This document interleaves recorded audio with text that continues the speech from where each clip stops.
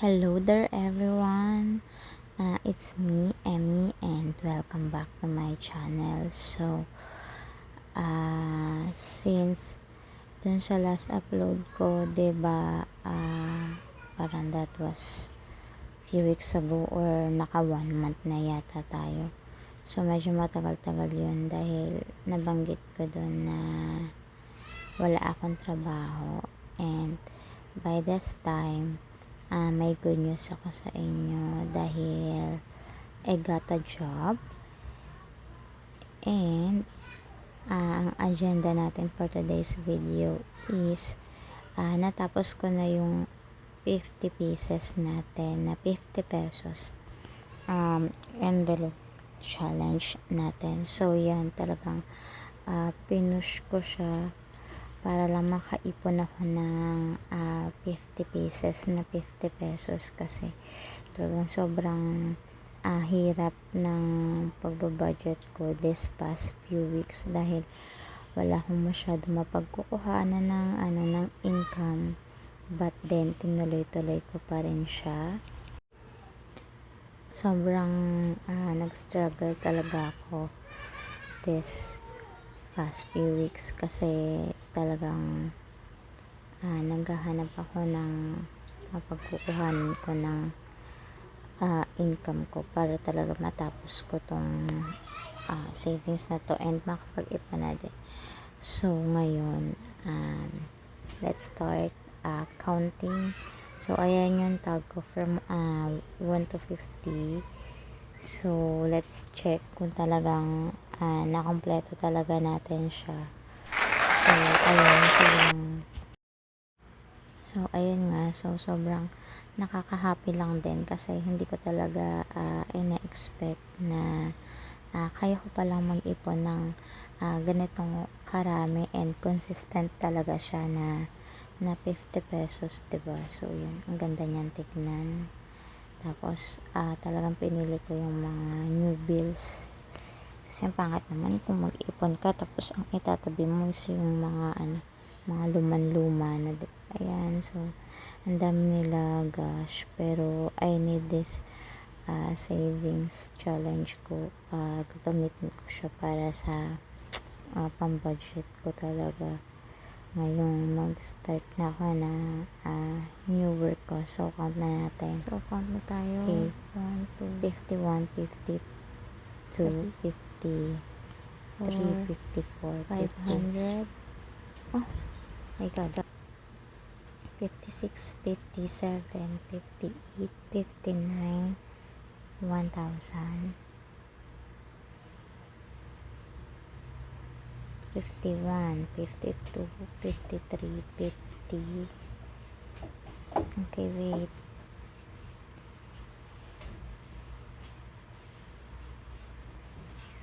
455, 1,500. So 56, 57, 58, 59, 2,000. And then 51, 52, 53, 54, 55. So ang total niya is 2,500 pesos. Okay. Wow! Ayan, so itatabi ko muna siya and ipapakita ko sa inyo yung ginawa kong list ko this week. Parang ito, this was dated November 29. Oh my god, hindi siya kita, malabo siya, pero ang nilagay ko lang dito is yung mga priorities ko lang talaga. Oh my god, hindi ko siya makita, diba? Basta yung para lang sa mom ko, yung pang school ng baby ko, and then yung allowance ko and allowance ng anak ko, and then yung emergency fund, yung gadgets, and yung what do you call it, this one, Christmas, parang in-stay ko yata siya. So dito yung may highlights lang muna tayo. So yung una, yung gadgets, I think that was 300. Ang labo niya sobra. And then yung transpo, naglagay ako dyan ng 200 pesos. Yung emergency fund natin was, I think that was 440 pesos. Tapos yung miscellaneous is nilagyan ko din siya ng 300 pesos. And then yung sa allowance ko naman is 500 pesos yan. Ang labo niya, sorry ah.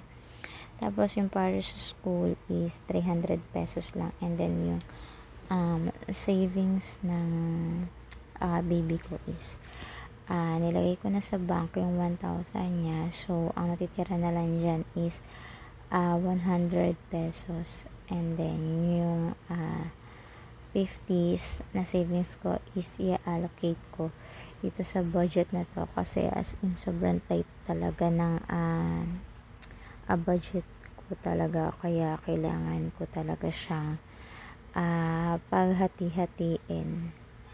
Okay.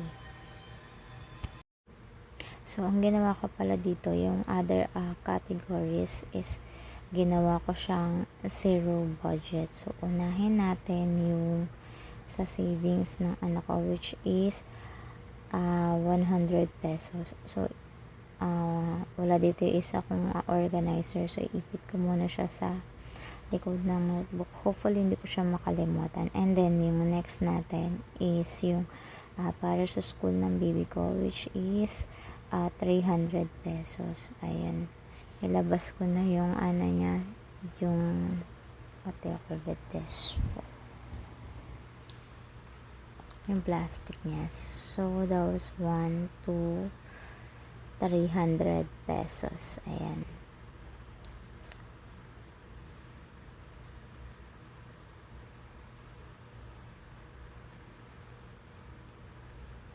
And so, the next one, will put my allowance. It is 500 pesos. So, alisin ko muna yung sa home. Isi-zero ko muna siya. So, gagawin ko muna siya ng zero kasi ilalagay ko muna siya dun sa priority budgets natin. 'Di ba?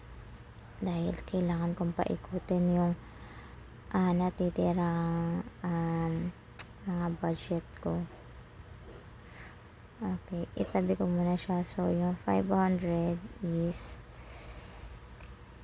para sa allowance ko. Let's see kung abot na siya ng 500.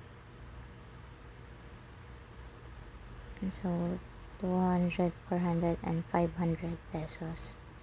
So, ayan.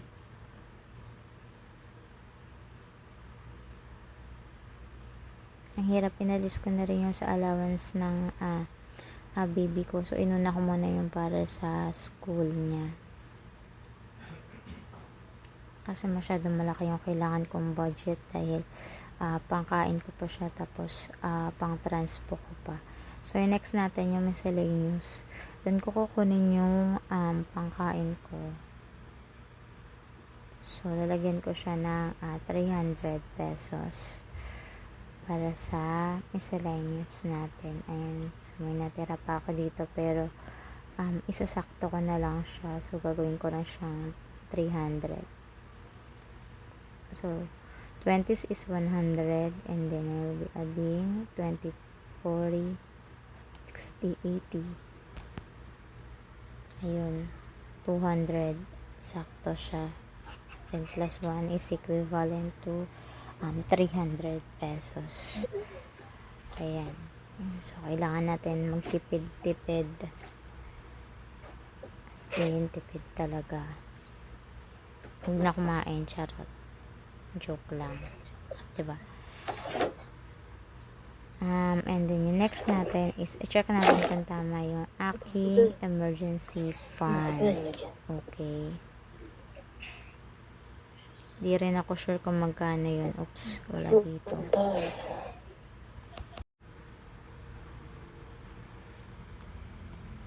Okay, let's see kung magkano yung emergency fund ko. So, in-stay ko lang siya. Hindi ko siya binawasan. Okay. So, parang 440 pesos yan. Kasing labo-labo niya. I'm sorry, guys. So, okay, that was 440 pesos. Am I right? Okay. So, tanda ko pa naman siya. Diba? Mahal-mahal ng mga gastusin ngayon. And then, yung fuel pa. And then, yung groceries mo pa. Okay. So, yung transpo ko is, I'll put 200 in this budget. I think that's 200. Yung clothing ko is, zero na siya kasi may bibilihin kaming t-shirt. So, that was transpo is 200. May another savings challenge. Ayan, na nasa likod siya. So, hindi ko pa siya napupuno. Ayan, so that was parang 15 pesos lang. Instead of $15. So, ginawa ko siyang 15 pesos. So, alam mo na, yung currency natin is mababa lang kasi siya. So, yung ating gadgets is we have 190 pesos. Pero, isakto ka na siya sa 300. Yan. So, in-stay ko lang din sa gadgets kasi kailangan ko ng mag-upgrade para sa pang photo shoot ko. Yan. Kasi, ang hirap, wala kang mapwestuhan tapos sobrang dilim pa dito sa place ko. Okay. So, ibabalik ko muna siya doon sa plastic natin. And then, bala ko siya, ipapabuo ko siya. And then, I'm going to start.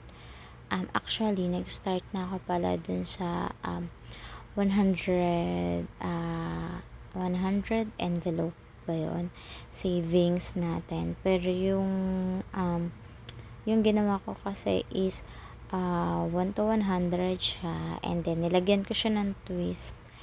So, instead of 1 as 1 peso, ang ginawa ko sa kanya is nilagyan ko siya ng 0. So, magiging 10 siya. So, magiging count na niya, I mean yung numbering niya, ayan. So, that was 100 number savings challenge. Ang nilagay ko is 1 to 100 number, ayan.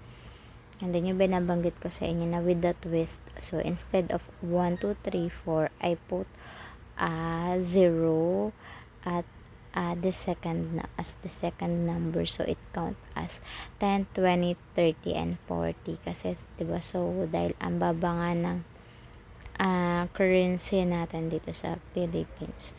So, ginawa ko siyang ganyan. So, hopefully, mapuno natin agad to. Pero, tingin ko, abutin pa to ng mga, I think, 2 months. Pero, i-push natin kasi gusto ko din talagang makita. Ayan. Wow! Iba. Kasi ang ginagawa ko is kapag may extra ko is nilalagay ko na agad siya. So, ayan yung end natin is 16. So, that was 17, 18, 19, and then 20. That's why I put the 200 pesos here. And then yung nasa next is 21. So, that was 210 pesos. Okay. So, yun lamang for today's video. So, thank you everyone for watching. I hope you like it, so please do like and subscribe with my channel.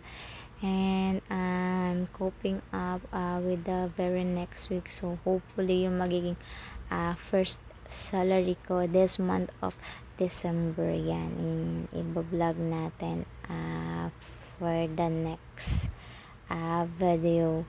So yun lamang everyone, thank you so much for watching again. And this is Emmy, so don't forget to like and subscribe. So thank you everyone, goodbye.